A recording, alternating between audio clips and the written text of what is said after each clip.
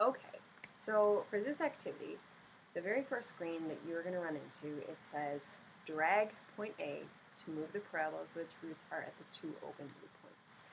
And I really actually kind of encourage you to play around with this one because you definitely have a lot of options. Up here, you'll notice there are what we call, or we would say there are no roots because the orange curve is not touching the x-axis. To drag it down so it gets roots, boom, all of a sudden it has roots. And you're totally welcome to try to drag it so that it actually matches up on those two blue dots. Ah, so close. Come on, there we go. Okay, so we're at 2 and 6, that is perfect. Then you can go on over to the second screen and notice all of a sudden it says your parabola is described by this equation. And it's got that 2 and it has that 6. But I noticed it says minus 2 and minus 6, and this is a positive 2 and this is a positive 6. If you go back to screen 1 and kind of play around a little bit more, so I'm just going to pick some random numbers and then go back here. Notice I got different answer this time. Now when I had a negative 1/10, mine over here, the equation says x plus 1/10 and x minus 3 7/10. So 3 7/10 is here. So describe what you see is happening between this equation and these two orange dots, those two orange roots, where the orange curve meets the x-axis. On screen 3, it wants you to write an equation. Now you could just write the equation x and hit submit, and it will graph that equation for you. If you really want to, you could type the equation x squared, and it will graph that for you, but that's not going to get me that 4, 0, and 7, 0. So what we're going to use is we're going to use those parentheses, and in this case, I'm going to say x plus 4, x plus 7, because obviously, shucks. So once you hit submit, it actually graphs the equation that's there, and you want to make sure that you actually graph it so that it hits those two blue points. So how should I change this? I did an intentional mistake here. So you guys are going to change it so that you can get your orange function to go through those two blue points.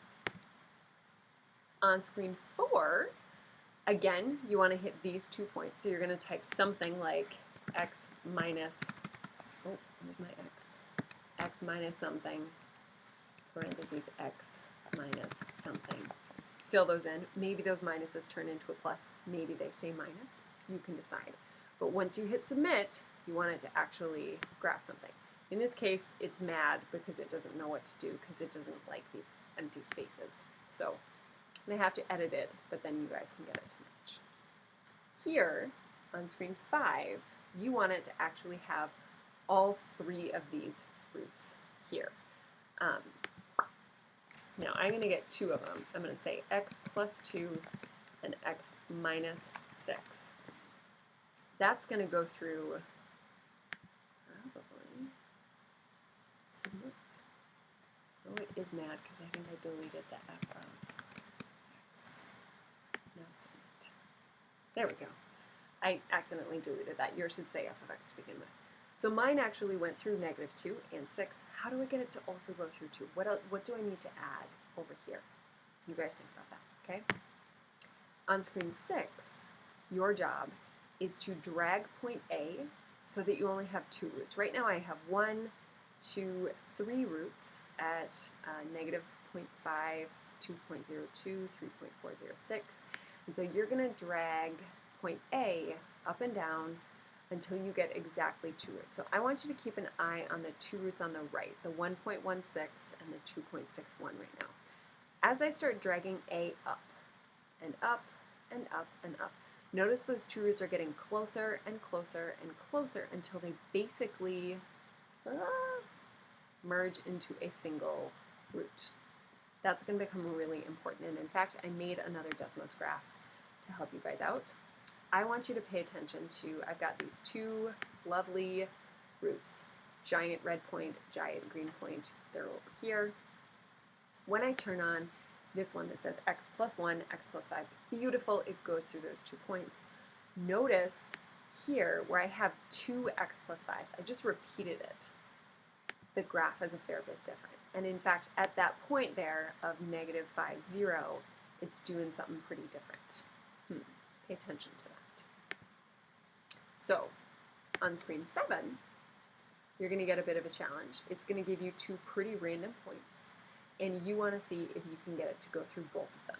And just like I just shared, one of them is going to have to get repeated. X minus 2.134. Hopefully at this point you've caught on to the kind of opposite plus minus thing. Because like right now, it's going through those 2, but it doesn't match the orange. One of these is going to have to be repeated so you can actually match the orange. You decide how you want to do that. On screen 8, I'm using this one mostly as an exit ticket for people, so you guys go ahead and answer. If this is the thing, how many roots do you think it'll have? On screen 9, tell me what you think. How is this graph going to be different, that f of x, how is that going to be different than g of x? You decide. On screen 10, just tell me how you're doing, and then if you want to, you can try screen 11 and 12, but it's totally your call. Cool beans?